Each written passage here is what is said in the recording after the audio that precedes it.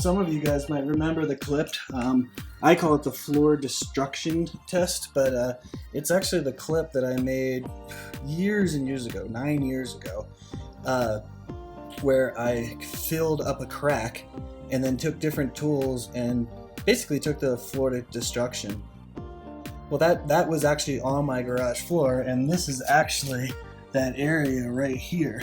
You can kind of see this is actually where I took the Ecodur out with a hammer, and then you can see the whole general patch that I did here in the crack. But then when I did do my garage, I just coated right over it, and I'm not a picky person by any means, so I always do minimal prep, just because I really do want to test the maximum thresholds of prep. All I did was go over it. It's a really good case study regarding our recoat window and our ability as a coating to rebond back to itself even years down the road.